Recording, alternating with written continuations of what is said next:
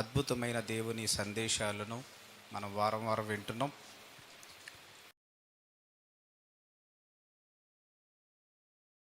జీవితకాలంలో మన జీవితానికి ఒక లక్ష్యం అనేది ఖచ్చితంగా ఉండాలి. ఈ భూమి మీద మన జీవితాలు, మానవ జీవితాలు, మన చేతుల్లో ఉన్న 66 పుస్తకాల గ్రంథం చాలా గొప్పది. ప్రపంచంలో ఎవరికి అందనంత జ్ఞానాన్ని మన చేతిలో ఉన్న 66 పుస్తకాల గ్రంథం మనకు వివరిస్తుంది, నేర్పిస్తుంది. మన జీవిత పాఠాలు, మన బ్రతుకు పాఠాలు ఇవన్నీ ఈ గ్రంథంలో ఇమిడి ఉన్నాయి. అప్పుడప్పుడు నాకు అనిపిస్తూ ఉంటుంది, దేవుడు ప్రతి మనిషి చేతిలో 66 పుస్తకాల గ్రంథాన్ని 66 పుస్తకాల రూపంలోనే ఎందుకు ఇవ్వాలి? ఒక పుస్తకంలోనే జీవిత విధానాన్ని చెప్పేయచ్చు కదా అని అనిపిస్తూ ఉంటుంది.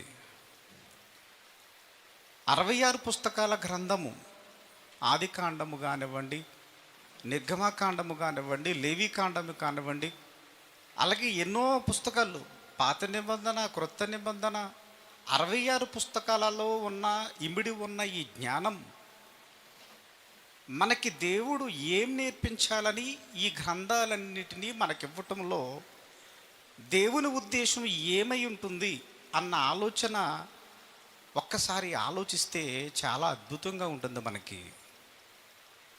ఆదికాండము మనం చదువుతున్నప్పుడు ఈ గ్రంథము మనకు ఏం నేర్పిస్తుంది అని ఆలోచిస్తే ఫైనల్గా ఒక రిపోర్ట్ అనేది మనకు కనపడుతుంది.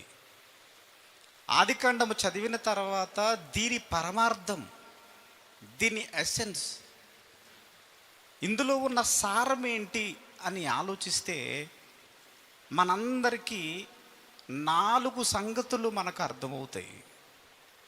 అర్థమవుతుందండి. చాలా జాగ్రత్తగా వినాలి, చాలా ఆలోచిస్తూ ఈ మాటల్ని అశ్రద్ధగా దేవుని సన్నిధిలో మనం ఉండకూడదు. మనకి ఆదికాండము ఏం నేర్పిస్తుంది అని ఆలోచిస్తే ఫైనల్గా దేవుని ప్రేమ నేర్పిస్తుంది. ఆ ప్రేమను స్వీకరించే తత్వము మనిషికి ఉండాలని, ఒకవేళ తీసుకొనకపోతే ఏమవుతుంది అంటే ఆయన కోపానికి పాత్రులుగా మనల్ని దేవుడు ఎంచుతాడు. చివరిగా ఫైనల్గా ఏంటంటే నిన్ను శిక్షలోకి పడవేస్తాడు అన్న సంగతి, ఈ 4 సంగతులు మనకి ఆదికాండములో దేవుడు ఫైనల్గా ఈ గ్రంథం యొక్క సారాంశం ఏంటి అని ఆలోచిస్తే ఈ 4 మనకు కనపడతాయి. అంటే ఫైనల్గా మనిషి మారటమే దేవునికి ముఖ్యము. ఏమండి, ఈ 66 పుస్తకాల గ్రంథాన్ని మనం ప్రతిరోజు పఠిస్తూ, చదువుతూ, లోతుల్లోనికి వెళ్ళి మనం ఆలోచిస్తే మనకు నేర్పించే బ్రతుకు పాఠం చాలా అద్భుతంగా ఉంటుంది. అప్పుడప్పుడు ఇంత జ్ఞానాన్ని మనం నేర్చుకోవటానికి మన తరం సరిపోతుందంటారా? పెద్ద పెద్ద గొప్ప జ్ఞానులు ఈ 66 పుస్తకాల గ్రంథం అనే దానికి ఒక నిర్ణయానికి వచ్చి, ఏమంటే ఇందులో ఉన్న ఈ జ్ఞానాన్ని నేను ఒక నీటి బొట్టు మాత్రమే మేము తీయగలిగాము, ఆలోచించగలిగాము అని చెప్పే సేవకులు మనకు కనబడతారు. అది నేను చదివినా, ఎవరు చదివినా, ఎంత గొప్పవాళ్ళు చదివినా ఇందులో ఉన్న ఎసెన్స్ కానివ్వండి, ఇందులో ఉన్న గొప్ప సంగతులు కానివ్వండి, మనం కొద్దిపాటి జ్ఞానాన్నే మనం నేర్చుకోగలం. లోకంలో కనిపిస్తున్న ఈ శాస్త్రాలు కానివ్వండి, లోకంలో ఈ ప్రకృతిని గూర్చి కానివ్వండి, ప్రకృతిలో ఉన్న మానవునికి ఒక 10% మాత్రమే ఈ లోక ప్రకృతిని గూర్చి మనిషికి అర్థమైంది. లోక జ్ఞానం కొంచెమే అర్థమయ్యింది, దేవుని జ్ఞానం ఇంకెంత అర్థమవుతుంది మనుషులకు? కనుక ఎవరు ఏమి చెప్పినా మనందరికీ ఒకటే, ఈ జ్ఞానం అనంతమైనది. చదివిన వారు ఇంకా అద్భుతంగా చెప్పగలరు, మాట్లాడగలరు. కానీ ప్రతి ఒక్కరూ చదవాలి. ఏమంటే ఈ 66 పుస్తకాల గ్రంథములో దేవుడు అద్భుతమైన లోతైన సంగతులు వ్రాయించాడు కదా. కనుక ఎవరినైనా దైవ సేవకులు ఇన్ని మేము చదవలేమండి, ఒక్క ముక్కలో మీరు చెప్పగలరా అని అడుగుతూ ఉంటారు. ఏమండి 66 పుస్తకాల గ్రంథాన్ని మేము చదవలేము మా జీవితకాలంలో, ఇది ఒక్క ఒక్క ఒక్క మాటలో మాకు చెప్పండి, వివరించండి అని అడిగేవారు కూడా చాలామంది ఉంటారు. అందుకే 66 పుస్తకాల గ్రంథములో ఇమిడి ఉన్న 66 పుస్తకాల గ్రంథములో ఏ జ్ఞానమైతే దేవుడు పొందుపరిచాడో ఆ జ్ఞానాన్ని ఒక పత్రికలో 4 వచనాలలో మానవాళికి దేవుడు చెప్పటం అనేది అద్భుతమైన సంగతి. అర్థం చేస్తూ ఉంటాడు. ఏమండి మనిషి ఏం సమకూర్చుకోవాలనుకుంటాడు, ఏం దాచుకోవాలనుకుంటాడు, ఏమి సంపాదించుకోవాలని ఈ భూమి మీద అనుకుంటాడు. ఏం సంపాదించాలి? ధనాన్ని సంపాదించాలి. ధనం కోసం పరిగెత్తుతూ ఉంటాడు మనిషి. విలాసవంతమైన జీవితాన్ని గడపటానికి పరిగెడుతూ ఉంటాడు మనిషి. ఈ భూమి మీద ఏదో వెతుకుతున్నట్టుగా మనకు కనపడతాడు. ఎక్కడికి వెళ్ళినా పరిగెత్తుకుంటూ వెళ్తాడు. ఎందుకు రా అంత కంగారుగా వెళ్తున్నావు అంటే ఏదో వెతుకుతున్నాడు, కనిపించటం లేదు, దొరకటం లేదు మనిషికి. అంటే ఈ జీవిత కాలంలో మనిషికి పరిగెడుతున్నది, వెళుతున్నది అంటే ఈ 60-70 సంవత్సరాల కాలంలో మనకి 30 సంవత్సరాలు వచ్చినా 40 సంవత్సరాలు వచ్చినా ఈ జీవిత కాలంలో మనిషికి వెతికేది, సమకూర్చేది లోకంలో ఎన్నో ఉన్నాయి. ధనాన్ని వెతకటానికి మనిషి పరిగెత్తుతూ ఉంటాడు. ఎందుకు ఒక స్టోరీ జరిగిన యథార్థ గాథ ఒక చిన్న శీర్షిక చదివి నేను చాలా ఆశ్చర్యపోయినట్టుగా నాకు కనిపిస్తుంది. అది మీతో పంచుకుంటాను నేను. ఒక కథ, ఒక స్టోరీ జరిగిన ప్రతి కుటుంబంలో జరిగిన చరిత్రలు, గాథలు ఎవరినైనా కదిపితే వాళ్ళు ఎన్నో చెబుతూ ఉంటారు, కథలు చెబుతూ ఉంటారు. ఎవడి ఎన్ని కష్టాలు అనుభవిస్తున్నారండి మీరు అని అనగానే అది మనకి ఎక్స్ప్లెనేషన్ చేయటానికి అది సరిపోదు టైం. గంటల తరబడి మాట్లాడుకున్నా చెప్పే సంగతులు నాకు ఇన్ని కష్టాలు ఉన్నాయి అని చెప్పుకోవటానికి ప్రతి మనిషి దగ్గర కారణాలు ఉంటాయి. అంటే ప్రతి మనిషిని తడితే ఎన్నో చరిత్రలు, గాథలు, బాధలు, ఇబ్బందులు మనకు చెప్పటం అనేది జరుగుతుంది. అందుకే 2 భార్యాభర్తలు ఉన్నారు. ఇది ప్రతి కుటుంబంలో జరిగే ఒక సమస్య. ఈ 2 భార్యాభర్తలకి జాగ్రత్తగా వినాలి, మిమ్మల్ని అడుగుతాను. ఈ 2 భార్యాభర్తల జీవిత పర్యాంతంలో ఒక కుమారుడు కూడా పుట్టడం అనేది జరిగింది. ఈ కుమారునికి ఇంగ్లీష్ మీడియం చదువులు చదివించాలి. గొప్ప గొప్ప చదువులు, పొలాలు ఉన్నాయి, ఆస్తులు ఉన్నాయి, గొప్ప గొప్ప చదువులు చదివిస్తున్నారు ఈ కొడుకుకి. ఒక్కగానొక్క కొడుకు, గారాభంగా పెంచుతున్నారు. ఇంగ్లీష్ మీడియం చదువులు చదివిస్తున్నారు. ఎలా 20 సంవత్సరాలు వచ్చేటప్పటికీ అనుకోకుండా భర్తకి శరీరంలో ఒక ఇన్ఫెక్షన్ ప్రారంభమయ్యి డాక్టర్ దగ్గరికి తీసుకెళ్ళటం అనేది జరిగింది. వింటున్నారా? డాక్టర్ దగ్గర తీసుకెళ్తే రిపోర్ట్లు, స్కాన్ అంతా చేసి ఫైనల్గా ఇతనికి ఆపరేషన్ చేస్తేనే బ్రతుకుతాడండి అని, దీనికి సుమారుగా 10 లక్షల రూపాయలు ఖర్చు అవుతుంది అనగానే ఈ తల్లి ఏం చేసింది అంటే పొలాలని అమ్మేసి భర్తకి ఆపరేషన్ చేయాలని నిర్ణయించుకుంది. ఇలా వెళుతున్న కొద్ది రోజులకి తన కొడుకుకి అనుకోకుండా కిందకు పడిపోయాడు. ఎందుకు పడిపోయాడని మళ్ళీ అది తన కుమారుణ్ణి హాస్పిటల్కి తీసుకెళ్తే స్కానింగ్లు చేసి, రిపోర్ట్లు చేసి, అన్నీ చేసిన తర్వాత ఒక నిర్ధారణకు వచ్చారు. నీ కుమారుడికి ఇల్లులో అమ్మేసి దాన్ని ఎలాగా కిడ్నీ మార్చేద్దాం, మరి కిడ్నీ డొనేటర్ ఎవరున్నారు? ఎవరు ఇవ్వటానికి ముందుకు రావటం లేదు. అప్పుడు ఈ తల్లి తన కొడుకుకి కిడ్నీ దానం చేసి తన కొడుకుని బతికించటం అనేది జరిగింది. కొడుకు సేఫ్గా ఉన్నాడు. తండ్రికి ఆపరేషన్ చేస్తేనే బ్రతుకుతాడు. ఆ తల్లి తీసుకున్న నిర్ణయం ఏంటనుకుంటున్నారు? ఆపరేషన్ చేయించడం మానేసి తన కొడుకుకి కిడ్నీ దానం చేసి తన ట్రీట్మెంట్ వచ్చిన డబ్బులన్నీ తన కొడుకుకి ఇవ్వటం అనేది జరిగింది. కొద్ది రోజుల్లోనే భర్త మరణం. అంటే ఈ తల్లి ఏ నిర్ణయం తీసుకుంది? భర్త కంటే నా కొడుకే ముఖ్యమన్న ఆలోచన ఈ తల్లికి కలిగింది. అతి కొద్ది కాలంలోనే కొడుకుకి మంచి ఉద్యోగం వచ్చింది. ఉద్యోగం నిమిత్తం పట్టణానికి వెళ్ళాడు. పట్టణానికి వెళ్ళిన తర్వాత అక్కడ ఒక మంచి భార్యని పెళ్లి చేసుకున్నాడు. ఇంటి దగ్గర తల్లి ఒక్కతి మాత్రమే ఉంటుంది. నన్ను తీసుకెళ్ళవేంటిరా అని తల్లి ప్రతిరోజు అడుగుతుంది. ఏమండి? కానీ ఈ కొడుకు రెస్పాండ్ అవ్వటం లేదు. కొడుకు కొరకు భర్తను వదులుకుంది, ఆస్తులను వదులుకుంది, కొడుకే సర్వస్వం అనుకుంది. చివరికి తన మేనమామ ఒకరోజు ఈ తల్లి పడుతున్న బాధను చూసి వెళ్ళి పట్టణంలో ఉంటున్న కొడుకు దగ్గరికి వెళ్ళి విషయాన్ని అడుగుతుంది. ఎందుకురా నువ్వు ఇలా చేస్తున్నావు? నువ్వు ఈరోజు బ్రతుకుతున్నావు అంటే కారణము నీ తల్లే కారణము.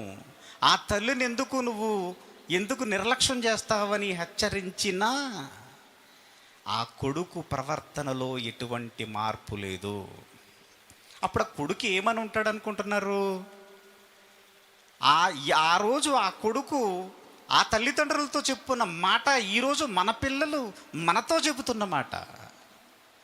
ఏం చెప్తారండి పిల్లలు ఈరోజు? ఏం చెప్తున్నారు? ఎందుకు కన్నారు? ఎందుకు చదివించారు? ఎందుకు తిండి పెడుతున్నారు? అంటే తల్లిదండ్రుల మీద రివర్స్ అయిపోవట్లేదా? నాకు ఇవన్నీ ఎందుకు చేయించారు? ఇవన్నీ నన్ను అడిగే చేయించారు ఇవన్నీ. ఈ మాటలన్నీ పలికాడు. విషయాన్ని వచ్చి తల్లికి చెప్పాడు. సర్లే తల్లి ఓర్చుకుంది. చివరికి తల్లికి సీరియస్ అయ్యేటప్పటికి పాపం ఈ మేనమామ ఏం చేశాడంటే మరలా వెళ్ళి ఆ కొడుకుని అడుగుతున్నాడు, ఏంట్రా ఇంత కఠినమైపోయావేంటి నువ్వు? నీ జీవితాన్ని నీకు ఇచ్చిన త్యాగం చేసి నీ భర్తను తండ్రిని వదులుకుంది, ఆస్తిని వదులుకుంది. ఫైనల్గా నువ్వు మారకపోతే, నీలో మార్పు రాకపోతే నువ్వు ప్రమాదంలోకి వెళ్ళే ప్రమాదం ఉంది అని హెచ్చరించే పరిస్థితి కనపడింది. Serious warning. అప్పుడప్పుడు వరదలు వస్తూ ఉంటాయి. వరద వచ్చేటప్పుడు వెళ్ళి హెచ్చరిస్తారు, ప్రజలు ఖాళీ చేయాలి. ఏమండి? సర్లే చేద్దాములే అనుకుని చాలామంది నిర్లక్ష్యంగా ఉంటారు కదండి. ఖాళీ చేయండి అనగానే ఎవరన్నా ఇంట్లో ఆస్తులు పోతాయేమో, డబ్బు పోతాయేమో అని ఎవరు ఇల్లు ఖాళీ చేయరు. ఫైనల్గా పోలీసులు వచ్చి లాక్కెళ్ళి తీసుకెళ్తారు.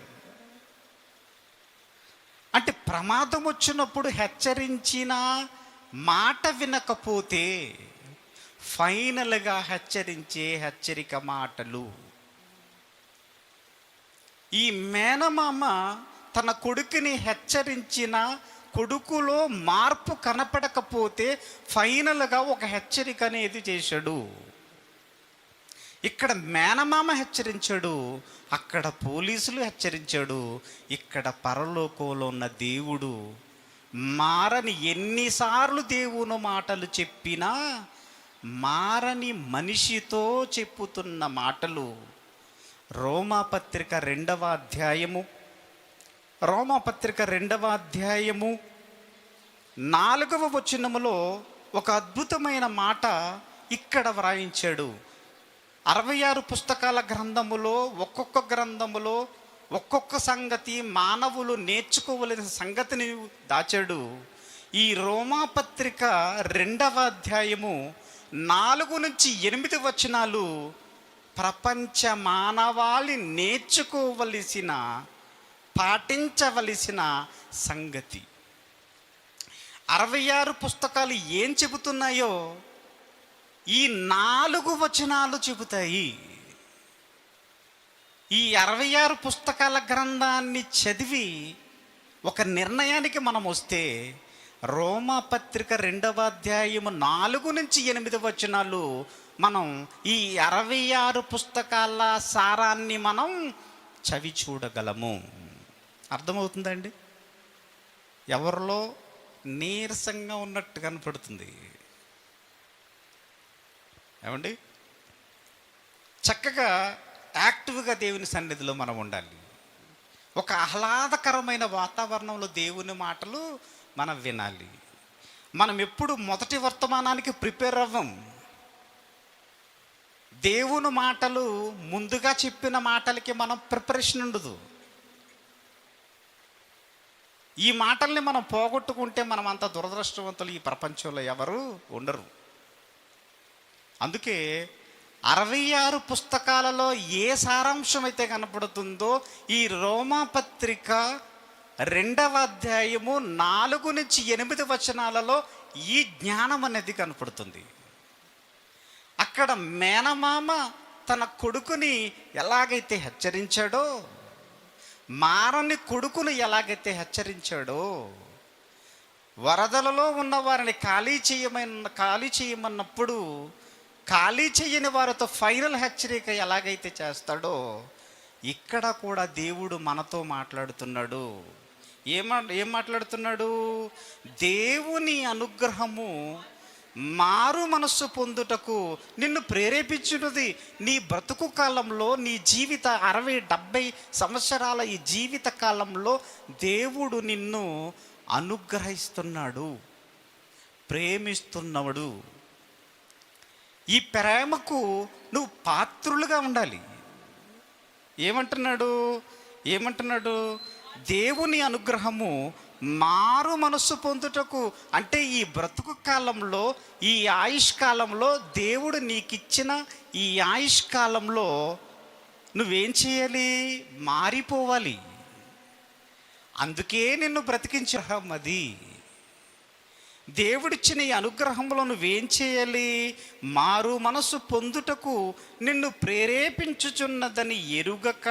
అంటే ఈ 60-70 సంవత్సరాల కాలంలో ఈ జీవితము ఇలాగ వెళ్ళిపోతుంది అంటే కారణం ఏంటి? ప్రతి క్షణం వాక్యము ద్వారా మనల్ని హెచ్చరిస్తుంది. కారణం ఏంటనుకుంటున్నారు?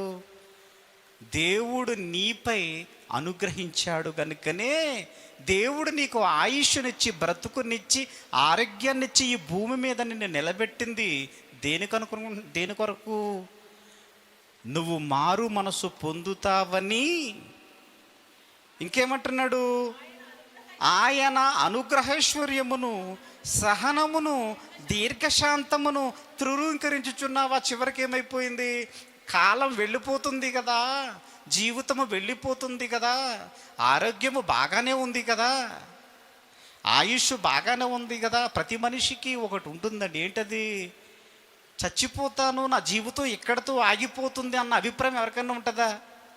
మరణం అనేది ఇప్పుడే కనపడ్డాడు, ఇప్పుడే చచ్చిపోయాడన్న మాటలు మనకు కనపడతాయి. ఎవరో చచ్చిపోయారు కనుక మనకి ఇంకా మన దగ్గరకు అది రాలేదు అని మనం ధైర్యంగా మనం ఉంటాం. ఇది ఈ భూమి మీద ఉంది అంటే అర్థం ఏంటనుకుంటున్నారు? ఆయన అనుగ్రహం. ఈ అనుగ్రహం దేనికి? నువ్వు మారు మనసు పొందటానికి.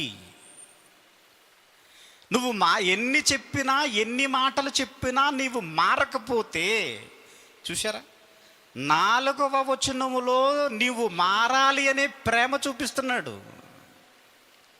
ఎన్ని మాటలు చెప్పినా, ఒక మేనమామ తన కొడుకుని హెచ్చరించినట్లుగా పరలోకంలో ఉన్న తండ్రి ఎన్ని మాటలు చెప్పినా మారని మనిషితో చివరికి ఏమంటున్నాడు అంటే, నీ కాఠిన్యం అంటే ఏమైపోయిందండి? మనసు కఠినమైపోయింది. వర్షం వచ్చినప్పుడు మన గొడుగులు ఎలా తీసుకెళ్తాం? మీద వర్షపు చినుకులు పడకుండా గొడుగు తీసుకెళ్తాం మనం. అలాగే సంఘాలకు వచ్చేటప్పుడు కూడా మనం గొడుగట్టుకొస్తాం. అక్కడ వర్షం మీద పడకుండా, ఇక్కడ వాక్యము మన మీద పడకుండా. ఎన్ని మాటలు చెప్పినా మనలో మార్పు రాకపోతే నీ మనసు ఏమైపోయిందని అర్థం? కఠినమైపోయింది. ఆదివారం వస్తుంది, త్వరగా వెళ్దాము అన్న ఆలోచన నీకు రావట్లేదంటే అర్థం కఠినమైపోయింది. ఫైనల్గా హెచ్చరిస్తున్నాడు దేవుడు. ఏమైపోయింది? నీ మనసు కఠినమైపోయింది. మార్పు పొందని నీ హృదయమును అనుసరించి ఫైనల్గా ఎన్ని మాటలు దైవదాసుల ద్వారా, సేవకుల ద్వారా ఎన్ని మాటలు చెప్పినా నీ మనసు మారటం లేదు అంటే కారణం మనందరికీ అర్థం చేసుకోవలసింది ఏంటంటే నీ మనసు కఠినమైపోయింది అని అర్థం. బండబారిపోయింది. ఇనుము కంటే గట్టిగా నీ హృదయము మారిపోయింది. అందుకే మనుషులలో మార్పు లేదు. ఆయన ప్రేమ చూపిస్తున్నాడు కనుక, ఆయన అనుగ్రహము చూపించినప్పుడే నీ జీవితము మారిపోవాలి. ఒకవేళ నువ్వు మారటం లేదంటే నీ హృదయము కఠినమైపోయింది కనుకనే నీ జీవితకాలం అయిపోతున్నప్పుడు నీకేం కావాలనిపిస్తుంది? ఏం సమకూర్చుకోవాలనిపిస్తుంది? ధనమును సంపాదించుకోవాలన్న ఆలోచన నీకు వస్తుంది అంటే ఇంకేదో ఈ జీవితకాలంలో ఆస్తులు సమకూర్చుకోవాలి, ధనాన్ని సమకూర్చుకోవాలి అన్న ఈ ఆలోచనలు మనకెందుకు వస్తున్నాయి అంటే మన హృదయం కఠినమైపోయింది. అంటే జీవితపు ముగింపు దశలో ఎలాంటి ఆలోచనలు మనిషికి వస్తున్నాయి? ఎలాంటి ఆలోచనలు మనిషి జీవితంలోకి వస్తున్నాయి? ధనాన్ని సంపాదించుకోవాలన్న ఆశ, ఆస్తులను సమకూర్చుకోవాలన్న ఆశ. ఈ ఆశ వల్ల మనిషి హృదయం ఏమైపోతుందో అంటే కఠినమైపోయింది. కఠినమైపోతే ఏమైపోతుంది? నీ మనసు కఠినమైపోతే నీ జీవితంలో ఒక అద్భుతం జరుగుతుంది. ఎన్ని మాటలు చెప్పినా మనలో మార్పు లేకపోతే మన జీవితంలో ఒకటి జరుగుతుంది. ఏమొస్తుంది? నువ్వు ఆస్తులను దగ్గరగా చేసుకుంటే ధనాన్ని సమకూర్చుకుంటుంటే ఏం దగ్గర అయిపోతుందో నీకు? ఏమైపోతుంది? నీ కాఠిన్యమును మార్పు పొందని నీ హృదయమును అనుసరించి ఉగ్రత దినమందు అనగా దేవుని న్యాయమైన తీర్పు బయలుపరచబడు దినము నందు నీకు నీవే ఉగ్రతను సమకూర్చుకొనుచున్నావు. ఈ భూమి మీద ధనం కోసం, సంపాదన కోసం నీ జీవితంలో సంపాదించుకోవాలని ఒకవేళ నువ్వు పరిగెడితే నువ్వు సంపాదించుకుంటున్నది ధనము కాదు, నువ్వు సమకూర్చుకుంటున్నది ఆస్తి కాదు. ఒకని కలిమి విస్తరించుట, తర్వాత ఒకని కలిమి విస్తరించుట వాని జీవనానికి అడ్డుపడుతుంది, నిత్య జీవానికి వెళ్ళకుండా ఆపుతుంది. ఆస్తులు పెరుగుతున్నాయంటే బాగా ఆశీర్వాదం పెరుగుతుందని కాదు. నీ ఆస్తులు పెరుగుతున్నాయి అనుకోండి, నువ్వు ఎక్కడికి దూరం అయిపోతున్నట్టు? దేవుని సన్నిధికి దూరం అయిపోతున్నట్టు. ఈ చిట్ట చివరి అంత్య దినాలలో నువ్వు పోగేసుకుంటున్నది ఏంటి? ఏం పోగేసుకుంటున్నారమ్మా? ధనాన్ని, ఆస్తిని, ఆశీర్వాదాలను కాదు. మరి ఏం పోగేసుకుంటున్నారు? దేవుని ఉగ్రత. దేవుని ఉగ్రత అంటే దేవుని కోపం. నువ్వు మారాలని దేవుడు ఆయన ప్రేమను చూపిస్తున్నాడు. నువ్వు మారు మనసు పొందాలని ఆయన అనుగ్రహ ఐశ్వర్యాన్ని చూపిస్తున్నాడు. నువ్వు మారును అనుకుంటే నువ్వేం సమకూర్చుకుంటావు అంటే ఆయన ఉగ్రతను సమకూర్చుకుంటావు, ఆయన కోపాన్ని సమకూర్చుకుంటావు. ఏమండి, 66 పుస్తకాలలో వ్రాసిన సంగతులు ఈ 4 వచనాలలో దేవుడు మన కోసం రాయించాడు. అందుకే ఫైనల్గా చెప్తున్నాడు, ఒక మేనమామ తన కొడుకుతో ఎలాంటి వార్నింగ్ ఇస్తున్నాడు? నీవు నీ తల్లి విలువ నువ్వు తెలియక బతుకుతున్నావు. పరలోకంలో ఉన్న దేవుడు నా ప్రేమను మీ మీద చూపిస్తున్నా, తన ప్రేమను అన్ని రకాలుగా చూపించేశాడు దేవుడు. ప్రవక్తలను పంపించాడు, న్యాయాధిపతులను పంపించాడు, సేవకులను పంపించాడు. ఫైనల్గా తన కుమారుడైన యేసుక్రీస్తు వారిని ఈ భూమి మీదకి పంపించాడు. ఇది ప్రేమది. ఈ ప్రేమను మనుషులు ఏం చేస్తున్నారు? ఇన్ని చూపించిన తన ప్రేమను గుర్తించక కఠినమైపోయిన ఈ మనస్తత్వాన్ని దృష్టిలో పెట్టుకుని ఏమంటున్నాడు అంటే, ఫైనల్గా మీ చావు మీరు చావండి, మీరు ఖచ్చితంగా మీరు 3 సంగతులలో మీరు ప్రతి క్రైస్తవుడు, ప్రతి మనిషి, ఈ భూమి మీద పుట్టిన ప్రతి మనిషి ఈ 3 సంగతులలో జాగ్రత్త కలిగి ఉండాలి. ఈ భూమి మీద సమకూర్చుకోవలసింది, మనిషి వెతకాల్సింది, ఈ 3టిని మీరు వెతికితే నీ జీవితం మార్పు పొందుతుంది. 66 పుస్తకాల యొక్క జ్ఞానములు చదివి కన్ఫ్యూజ్ అయిపోయి ఏం చేయాలో తెలియక, ఎలా బ్రతకాలో తెలియక నడుస్తున్న ఈ జీవితానికి ఈ 3 సంగతులు ప్రపంచము అనుసరించవలసిన సంగతి. ఈ భూమి మీద మనిషి వెతకవలసిన 3 సంగతులు ఉన్నాయి. అవేంటవి? ఏంటవి? 6వ వచనం 7వ వచనాన్ని చూడండి.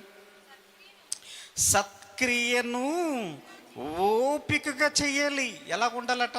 3 సంగతులు. నిత్య జీవానికి వెళ్ళటానికి 3 సంగతులు మనము నేర్చుకుంటే మన జీవితము పైకి వెళ్ళిపోతుంది. ఏమండి, మనం సంఘానికి వస్తున్నప్పుడు మనకు ఎలా ఉంటుందండి? ఏమండి, ఇప్పుడున్న జనరేషన్కి ఓపిక ఏమన్నా ఉంటుందా? ఏమండి, పేషెన్సీ, ఎదురు చూడటం, ఓపిక ఉండటం లేదు. అన్నీ త్వరగా కావాలి, అన్నీ త్వరగా కావాలి, త్వరగానే కావాలి, అన్నీ త్వరగానే నాశనానికి వెళ్ళిపోవాలి. త్వరగా కావాలి, త్వరగా రావాలి, త్వరగా పోవాలి. ఏమంటున్నాడు ఆయన? ఏమంటున్నాడు? సత్క్రియను ఓపికగా చేయొచ్చు. అంటే ఈ 3 సంగతులు మనకి తెలియాలి అంటే, మన దగ్గరికి రావాలి అంటే మనకి ఓపిక ఉండాలి, పేషెన్సీ. ఉంటున్నాయా? మరి ప్రసంగం 10 నిమిషాలు ఎక్కువ అవుతుంటేనే టైం అయిపోతుందని చూసుకుంటూ ఉంటాం మనం. 10 నిమిషాలు దేవుని సన్నిధిలో కూర్చోవాలంటే ఓపిక ఉండదు, వెళ్ళిపోవాలి బయటికి. ఏం వెళ్ళిపోవాలి? ఏం చేయాలి? సత్క్రియను ఓపికగా చేయొచ్చు, మహిమను, మొదటిది మహిమను, ఘనతను, అక్షయతను ఏం చేయాలట? వెతుకు వారికి నిత్య జీవము దొరుకును. చూశారండి, 66 పుస్తకాలలో వ్రాయబడిన సారం ఇదే. అంటే ఈ భూమి మీద మనిషిగా పుట్టిన ప్రతి ఒక్కరూ ఈ 3టిని వెతకాలి.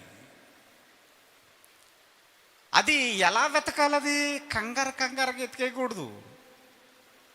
దీనికి నీకు ఏం కావాలి? ఏం కావాలమ్మా? ఓపిక. ఓపికతోనే ఈ 3టిని వెతకాలి. ఒకవేళ వీటిని వెతకకపోతే ఏం దొరుకుతుంది మనకి? వీటిని వెతికితే నిత్య జీవము దొరుకుతుంది. వీటిని వెతకకపోతే ఏం దొరుకుతుంది అమ్మా? ఏం దొరుకుతుంది? అందరూ నిద్రలోకి వెళ్ళిపోయారా? ఏమండి, అంటే ప్రతి క్రైస్తవుడు కానివ్వండి, ఈ భూమి మీద పుట్టిన ప్రతి మనిషి ఈ 3టిని వెతకాలి. ఏమేమి వెతకాలి? మహిమను గూర్చి వెతకాలి, ఘనతను గూర్చి వెతకాలి, అక్షయతను మాత్రమే వెతకాలి. ఈ 3టిని వెతికితే మీకు దొరికేది నిత్య జీవము. దేవుడు ఏమంటున్నాడు అంటే, అడుగుడే మీకు ఇవ్వబడును అంటే ఏమివ్వాలి? ఏమిస్తాడైనా? ఏమిస్తాడండి? ఆస్తులు, అంతస్తులు ఇవే? ఈ భూమి మీద మనం వెతకాల్సింది ఇవేనా? ఈ మూడిటిని కనుక మనము వెతకకపోతే దేవుని ఉగ్రతకు మనము పాత్రులము. మరి వెతికే పనిలో ఎవరైనా ఉన్నారా? అసలు వెతకాలన్న ఆలోచన మనకేమైనా ఉందా?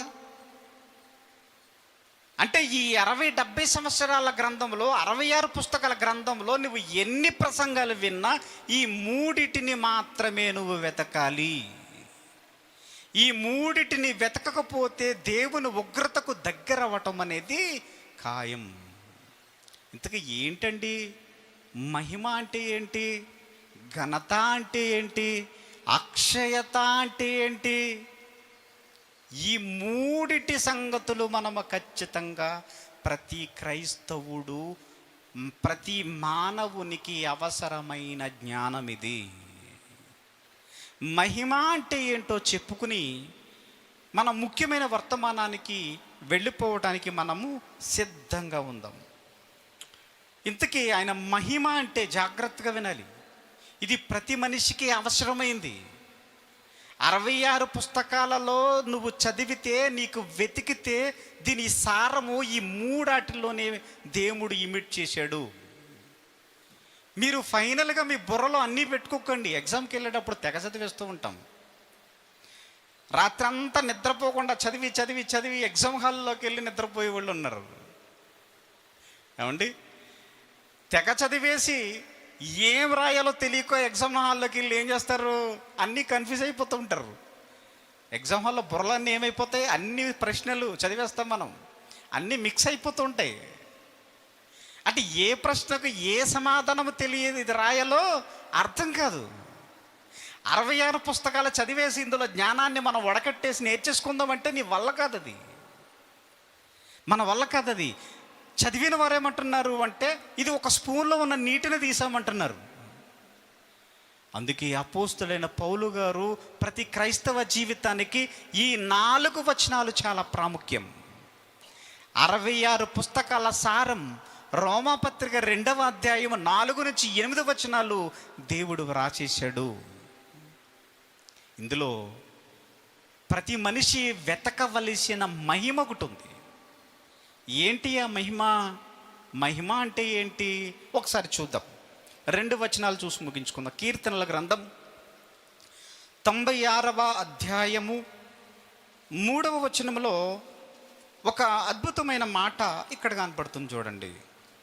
అంటే నిత్య జీవం కావాలి అనుకునే వారికి, చాలా శ్రద్ధగా వెతకాలి అనుకునే వారికి మహిమను గూర్చిన ఇన్ఫర్మేషన్ ఇక్కడ ఉంది. అన్యజనులలో ఆయన మహిమను ప్రచురించుడి. ఏం చేయాలి? భూమి మీద ఆయన మహిమ, ఈ మూడిటిలో ఒకటైన మహిమ. ఈ మహిమ అంటే ఏంటనుకుంటున్నారు? అన్యజనులలో ఆయన నీతిని ప్రచురం చేయాలి, ఆయనను గూర్చి చెప్పాలి.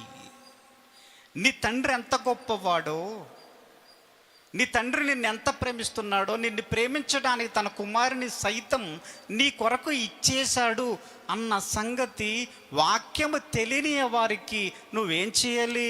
ప్రచురం. ఈ మూడిటి వచనాలలో ప్రతి మనిషి న్యాయము చేకూర్చలేకపోతే మనం అన్ఫిట్, నువ్వు పనికిరాని వాడితో సమానం.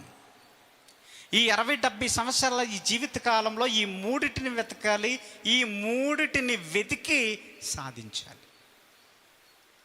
ఇప్పటికే క్రైస్తవునికి ఈ మూడింటి సంగతి కూడా తెలీదు. ఏం చేస్తున్నారు మానవాళి? ఏం చేస్తున్నారు? అన్యజనులలో ఆయనను గూర్చి చెప్పాలి. 1 దెస్సలోనిక పత్రిక 2వ అధ్యాయము 11వ వచనం. 1 దెస్సలోనిక పత్రిక 2వ అధ్యాయము 11వ వచనంలో ఇక్కడ ఒక మాట ఉంది. తన రాజ్యమునకును మహిమకును మిమ్మును పిలుచుచున్న దేవునికి తగినట్టుగా మీరు నడుచుకోవాలి, నీకు నచ్చినట్టుగా కాదు. ఆయన మహిమ నీకు దొరకాలి అంటే నీకు నచ్చినట్టుగా నువ్వు బ్రతకకూడదు. దేవునికి తగినట్టుగా, అంటే నీ జీవితంలో నీ ఇష్టానికి తావులేదు, నీ బ్రతుకులో నీ ఇష్టానికి తావులేదు. దేవునికి తగినట్టుగా, దేవుడు ఏదైతే అనుకుంటున్నాడో దానికి తగినట్టుగా నువ్వు బ్రతికితే ఒక్క సంగతి విషయంలో మీరు సక్సెస్ అయిపోతారు. మహిమను సంపాదించుకోవాలి, వెతకాలి. మహిమ ఎక్కడ దొరుకుతుంది, మహిమ ఎక్కడ దొరుకుతుంది అని మనం ఏం చేయాలి? ఇంట్లో ఏదైనా వస్తువు పెట్టారనుకోండి, కనపడదు, అది దొరికేంతవరకు ఎదుగుతాం. ఇప్పుడు క్రైస్తవులు కూడా, దేవుని పిల్లలు కూడా ఈ మహిమ దొరికేంత వరకు వెతకాల్సిందే. నీకు దొరికితే నీకు నిత్య జీవం ఉంటుంది, దొరకకపోతే దేవుని ఉగ్రత ఉంటుంది. ఉగ్రత కదండి, పర్లేదనుకోకండి, అడ్జస్ట్మెంట్ ఏమీ అవ్వకూడదు. ఇంకేమంటున్నాడు? ఎఫెసీ పత్రిక 3వ అధ్యాయం 13వ వచనం. ఇది మరొక వారంలోనికి మనం సిద్ధపడడానికి ప్రయత్నించి ఈ వచనాన్ని చదువుకుని మరొక వారంలో నేర్చుకోవడానికి మనం సిద్ధపడదాం. ఎఫెసీ పత్రిక 3వ అధ్యాయం 13వ వచనం. కాబట్టి మీ నిమిత్తమై నాకు వచ్చిన శ్రమలను చూచి మీరు అధైర్యపడొద్దు, వేడుకొనుచున్నాను. ఇవి మీకు మహిమకరములై ఉన్నవి. మీకు మహిమ దొరకాలి అంటే, మీకు మహిమ దొరకాలి అంటే మీకు శ్రమలు దొరకాలి. మీకు శ్రమలు వస్తేనే మహిమ నీ దగ్గరకు వస్తుంది. నిన్ను వెతకమన్నాడు కనుక నువ్వు వెతికితే నీ దగ్గరకు వచ్చేవి ఏంటంటే, నీవు అన్యజనులలో ఆయనను గూర్చి చెప్పాలి. శ్రమలు వస్తుంటే నీకు మహిమ దగ్గరవుతుంది. ఈ భూమి మీద ఈ మూడిటిని వెతకకుండా నీ జీవితము ముగిసిపోతే ఆయన ఉగ్రతకు పాత్రులుగా మన జీవితం వెళ్ళిపోతుంది. నీకు ఆయుష్నిచ్చి, ఆరోగ్యాన్నిచ్చి, ఈ జీవితాన్నిచ్చి దేవుడు నిలబెడుతుంటే ఈ మూడిటిని ఈ భూమి మీద వెతికి నీ జీవితాన్ని ముగించుకుంటే, దేవుడు నువ్వు వెళ్ళిపోయే ముందు కోట్ల ఆస్తులు సంపాదించాను. ధనవంతుడు ఏమనుకున్నాడు? పండిన పంటను చూసి నీ జీవిత కాలానికి సరిపోయే ఆస్తి నీకుంది వెనకాల. ఇంకా నీ ఇష్టం వచ్చినట్టు సుఖించు, నీ ఇష్టం వచ్చినట్టు బ్రతుకు అని తనతో చెప్పుకుంటున్న అవివేకి అయిన ధనవంతుని ఆలోచన ఎలా ఉంది? తన కోసము సంపాదించుకోవాలన్న ఆలోచన నీకు వస్తున్నప్పుడు దేవుడు అంటున్నాడు, ఓరి వెర్రివాడా, ఈ భూమి మీద నువ్వు వెతకాల్సింది దేవుని మహిమను వెతకాలి కదా, ఘనతను వెతకాలి కదా, అక్షయతను వెతకాలి కదా. వీటిని వెతకకుండా లోకములో ఉన్న వాటిని ఎందుకు సమకూర్చుకుంటున్నావు? కాలి బూడిదైపోతున్న ఈ లోకంలో ఇవన్నీ నీకెందుకు? ఆస్తులు నీకెందుకు? అంతస్తులు నీకెందుకు? ఇవన్నీ కాలిపోబోతున్నాయి ఇవన్నీ. కనుక నువ్వు సంపాదించుకోవలసింది ఏంటంటే ఈ మూడిటిని సంపాదించుకోవాలి. వాటిలో ఒక సంగతి చెప్పాను. ఈ సంగతిని మీరు చాలా జాగ్రత్తగా, ఈ జీవితం ముగిసిపోయేలోపు ఈ మూడిటిని వెతుకుదాం, సంపాదించుకుందాం, దేవుని కోసం బ్రతుకుదాం, నిత్య జీవానికి వారసులం మనందరము అవుదామని కోరుకుంటూ ఈ మాటలు ముగిస్తున్నాను. ఇంకా అద్భుతమైన మాటలు మనం వినడానికి మనందరము సిద్ధపడదాం. చిన్న ప్రార్థన చేసుకుందాం. మమ్మల్ని మిక్కిలిగా ప్రేమించిన మా ప్రియ పరలోకపు తండ్రి, నీ ఘనమైన ఉన్నతమైన నామానికి వందనాలు చెల్లించుకుంటున్నాం. దేవా, మమ్మల్ని ప్రేమించారు, కరుణించారు. ఈ జీవిత కాలంలో ఎన్నో గొప్ప గొప్ప పనులు చేయాలి అని అనుకొని కన్ఫ్యూజ్ అయిపోయి ఏం చేయాలో తెలియని స్థితిలో ఉన్న మా జీవితానికి నిత్య జీవం ఎలా వెళ్ళాలి అని ఒక్క మాటలో మీరు చెప్పిన మాటలను మేము మర్చిపోకుండా, మా మనసులు కఠినమైపోతున్నాయేమో నాయన, మీరు చెప్తున్న మాటలను మేము స్వీకరించలేకపోతున్నామేమో, మమ్మల్ని క్షమించండి. ఈ భూమి మీద మేము వెతికేవి ఈ మూడిటిని వెతికి మా జీవితాలను ముగించుకునే భాగ్యాన్ని, అదృష్టాన్ని మా అందరికీ దయచేయండి. ఇంకా అద్భుతమైన మాటలను నీ కుమార్తె ద్వారా మాకు వినిపించి నేర్పిస్తారని ప్రభువైన యేసుక్రీస్తు నామమున ఈ ప్రార్థన అడుగుచున్నాం పరమ తండ్రి. ఆమేన్.